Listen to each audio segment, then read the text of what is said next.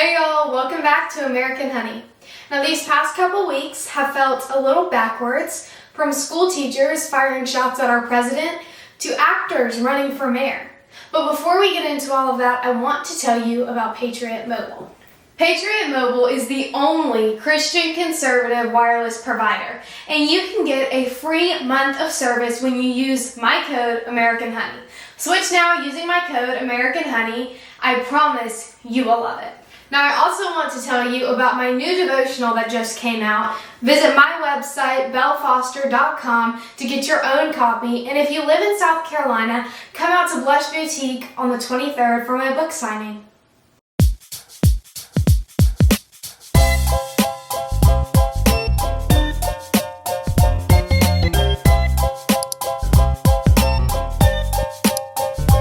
So last week, the White House Correspondence Dinner was held in D.C., and traditionally the president and vice president attend, which they did this year. And the whole event is so that actors, comedians, TV anchors, politicians, celebrities, etc. get together and listen to speeches and comedians.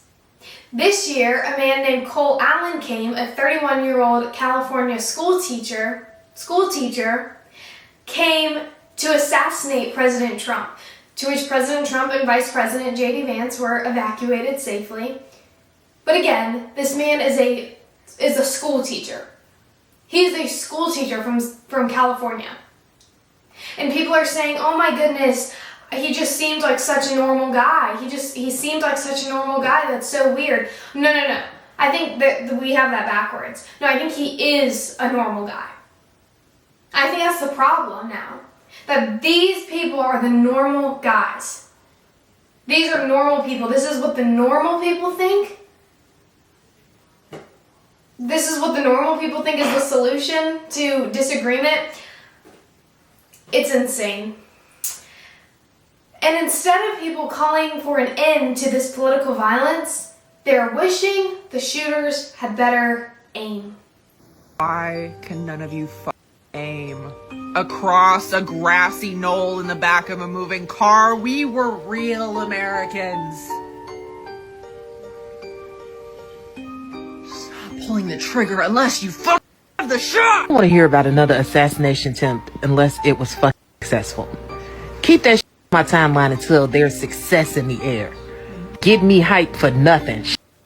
So when it does finally happen, I think that is actually going to be the day where the majority of Americans take the day off and literally celebrate. I know we all wanted it to happen a long time ago. 10 years ago would have been nice. But consider this. It's gonna happen when it's nice out. It's gonna happen when it's nice out. It's gonna happen when it's nice out. We could do a barbecue. Is he dead yet? Ask me for a friend. Jesus, can he die already? So we have a serious problem when there are people who think that the solution to disagreement is to kill someone. And not only that, but to then joke about it. This is what Jimmy Kimmel had to say about President Trump's wife, Melania. And of course, our First Lady Melania is here. Look at Melania, so beautiful. Mrs. Trump, you have a glow like an expectant widow.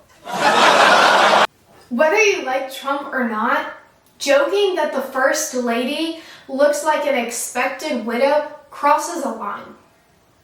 Especially in a country where political violence is way too normalized.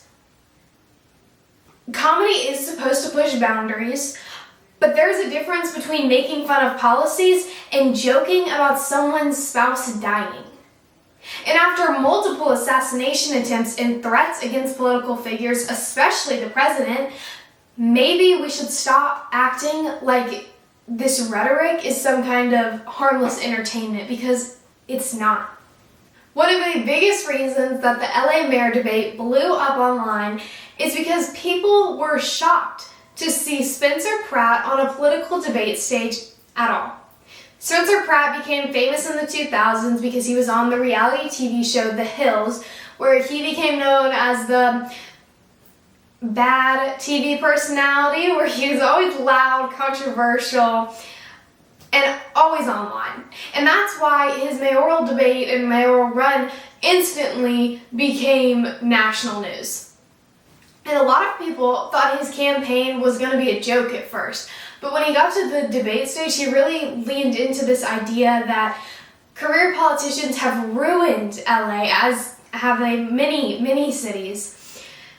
And meanwhile, the other candidates were typical traditional politicians. Karen Bass is currently the mayor and the longtime politician who previously served in Congress, and her whole message was experience and stability. Thea Raymond is seen as the progressive reform candidate focused on housing and systemic change. And we've reached a point where voters don't feel represented by traditional politicians anymore. People are so frustrated with the way cities are being run that they're starting to look entirely outside of the political box. And one of the topics in the LA mayoral debate was this yes or no question. Non-citizens, should they be allowed to vote in local elections? Is this a yes or no? Mr. Pratt? No. Mayor Bass? It depends. It's not a yes or no. Depends on what? Well, first of all, when you say non-citizens, it doesn't mean they're here illegal. It doesn't mean they're undocumented. They could have green cards. They could be here perfectly legal. And there's a lot of states and cities that do that on very, very local elections. We have to see what the councilman is proposing. Councilmember Bremen? Yeah, I would say, again, it does depend. In other places, school boards have yes or no non-citizens, Yes or no? non-citizens who vote Mr. Pratt, I have a question for who are you. You residents who told vote. So you're telling me that the only person who can answer a yes or no question is the actor. Not the career politicians, but the reality TV star. And this has absolutely nothing to do with what you think the answer to that question is, or what anyone thinks the answer to that question is. It simply has to do with one's ability to answer a question correctly. And that has nothing to do with the substance of the question, but just to answer a yes or no question correctly. I think Spencer Pratt is surprising a lot of people with his political skills. And that all comes from being an LA citizen, not a career politician who profits off of fraud, as many politicians now do. Well, that's all for today's show. I will see you again next week.